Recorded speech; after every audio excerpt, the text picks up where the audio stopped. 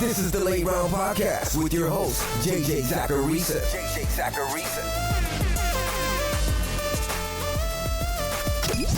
What's up, everyone? It's JJ Zacharisa, and this is episode 630 of the Late Round Fantasy Football Podcast, sponsored by FanDuel. Thanks for tuning in. There's no better time than today to sign up for FanDuel Fantasy. For users who have yet to make a deposit on FanDuel Fantasy, you can deposit today to receive 2 free entries. All you have to do is deposit a minimum of $10 into your FanDuel DFS account, and you'll be instantly rewarded with 2 free vouchers. This is a limited time offer, so be sure to deposit now and play for free.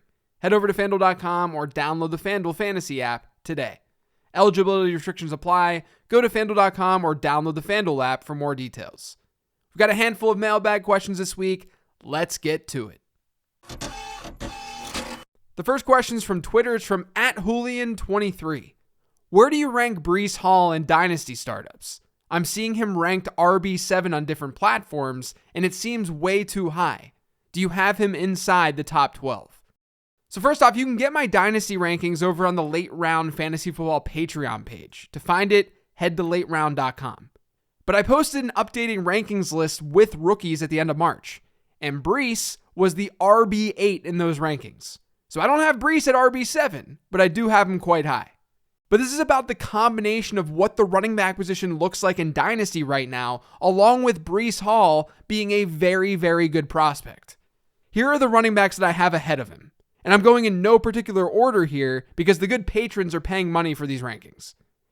But I have Joe Mixon and Austin Eckler ahead of him. I have Jonathan Taylor, Najee Harris, DeAndre Swift, Christian McCaffrey, and Javonte Williams all ahead of him. But that's it. That means that Hall is ahead of Cam Akers, Derrick Henry, Antonio Gibson, J.K. Dobbins, Alvin Kamara, Saquon Barkley, Nick Chubb, and so on. I actually don't think that's so controversial. Do you want to argue Cam Akers? Now, I like Akers as a player, but we can't deny that he's got a ton of risk to his profile given the injuries that he's dealt with. Derrick Henry? Okay, he's 28. Antonio Gibson? J.D. McKissic is back in Washington, and there are reports that they could draft a running back higher than expected in this year's draft. J.K. Dobbins, he's coming off a major injury, and he's in an offense that likely won't allow him to catch a ton of passes. Alvin Kamara, Saquon Barkley, Nick Chubb, they've all got at least 5 years on Hall. It's tough not knowing landing spot, for sure, I get it. But as I talked about on last week's show, if you believe in the talent, the volume will come. There's obviously a chance that he goes to a really bad spot. Remember that these rankings are not permanent.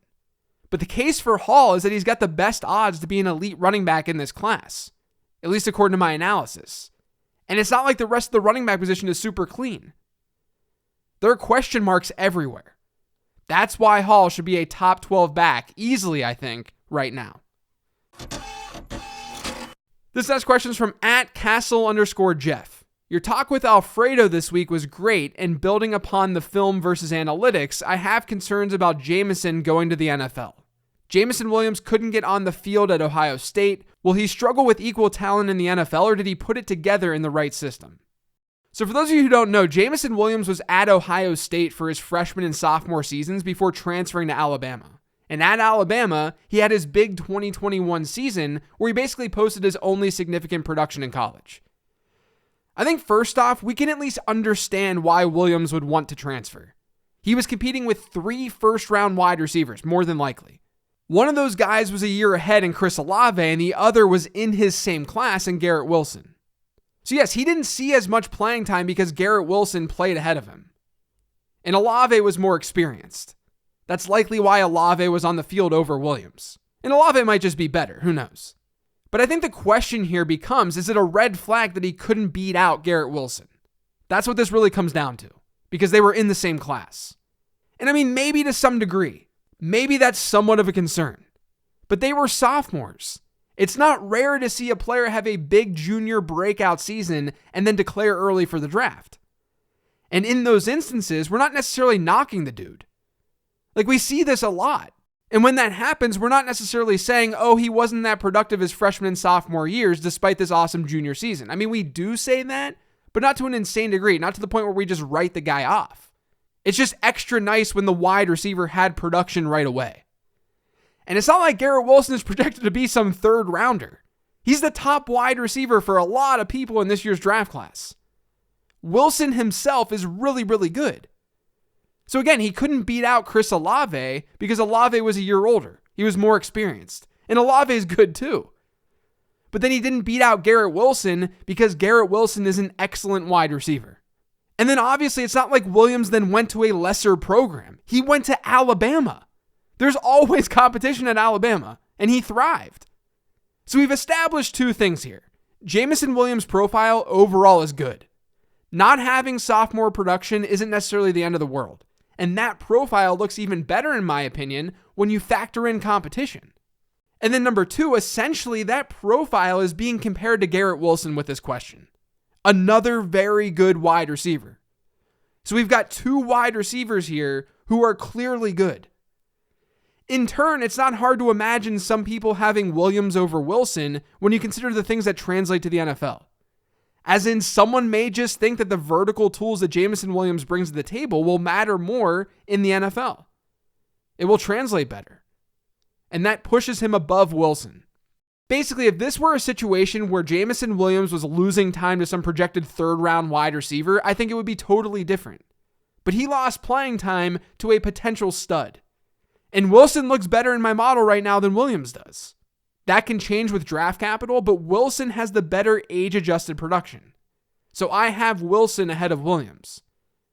But I'm not concerned about Jameson Williams transferring, mostly because it was all logical.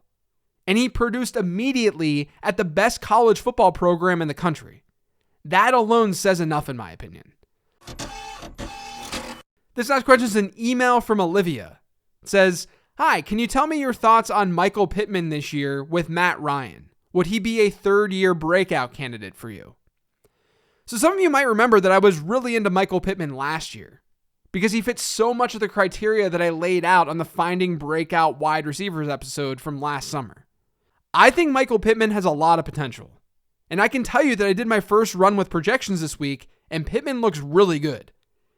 Clearly things can change, but the projections had him over 1,100 yards receiving and 7 touchdowns. Last year, he was at 1,082 yards and 6 scores. So I do think he has a good opportunity to see a year 3 bump. And that's even if Indianapolis does something at wide receiver in the draft.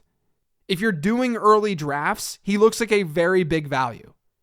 So once again, as of today, as of right now, I'm in on Michael Pittman this year. This next question is from @BobForest3. Would you classify the Dallas Cowboys backfield as ambiguous? So when I've talked about ambiguous backfields in the past, I've done so in studies about breakout running backs. And in those studies, I'm looking for players who are drafted after round 5 in a 12-team league. With Ezekiel Elliott getting drafted before round 5, I don't think we should consider the backfield ambiguous per se. I also don't think Tony Pollard is a straight-up handcuff, though. I generally view handcuffs as running backs who are backing up another running back who's getting drafted early.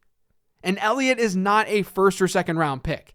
And I generally view handcuffs as players who don't have that much value unless the top running back goes down.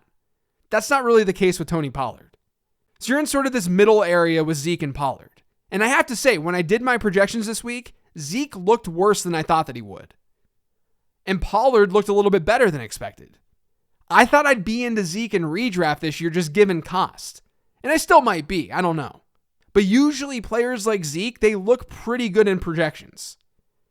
And he didn't look as good as I expected. He came in at RB22. So no, it's probably not ambiguous, but that doesn't mean that I'm in or out on either one of these players. In fact, right now, I'm probably more into Tony Pollard than Ezekiel Elliott given their ADP. The last question this week is from @CFD356. It says, "This stems from your Watson over Burks tweet earlier. How do you balance draft capital versus how much you liked a player pre-draft? Can you liking a player account for a 5-spot difference, a 10-spot, a full round?" So this question stems from a tweet that I had sent on Wednesday where I referenced how Mel Kiper had Christian Watson going ahead of Treylon Burks in a recent mock draft. That's just so you guys understand this context. But honestly, this is where having the prospect model can be really, really helpful. A good example of this is last year with Kadarius Toney. The fantasy community is a numbers-driven community because we're playing a game about numbers. It makes sense. We're a bunch of nerds. Kadarius Toney did not have the best collegiate production profile. He was not an early declare. There were definite red flags to his profile overall. There were some good things, but there were some bad things.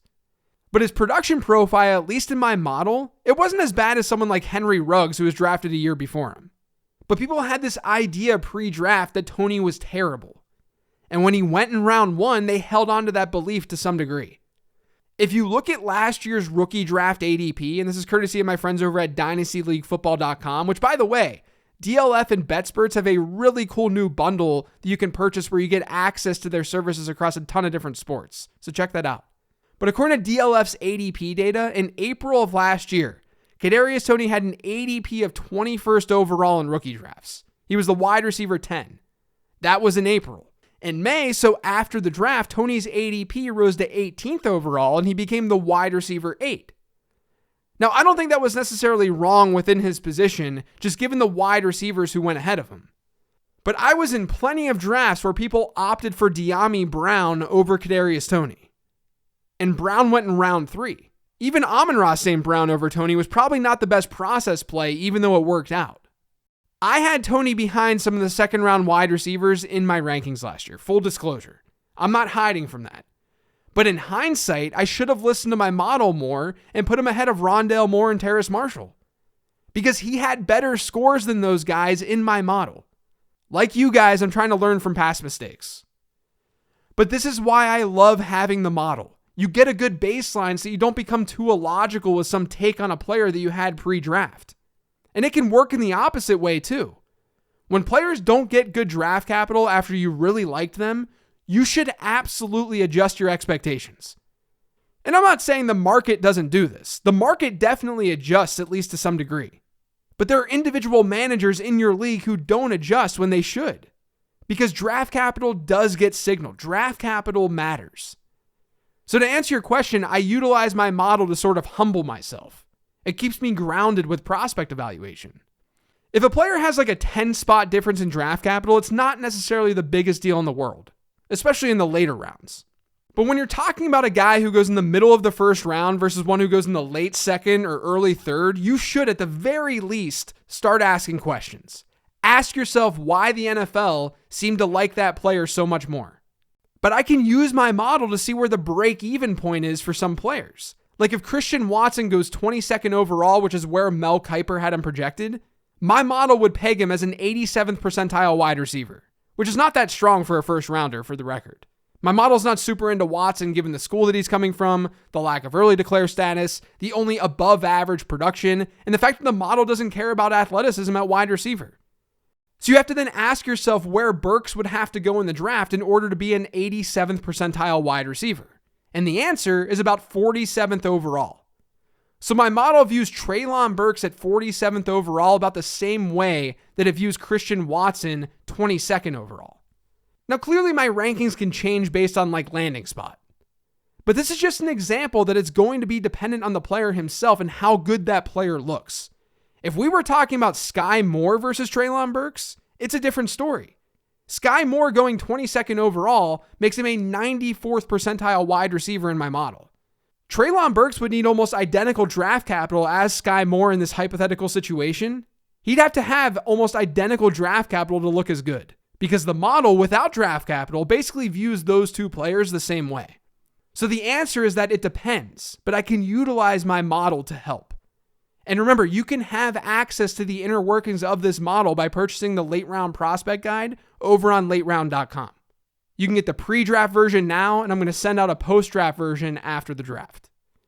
That's going to do it for today's show, though. Thanks to all of you for listening. If you get subscribed to Late Round Fantasy Football Podcast, make sure you are by searching for it pretty much anywhere podcasts can be found. And don't forget to follow me on Twitter at LateRoundQB. Thanks, everyone. Appreciate you listening as always. I will talk to you next week.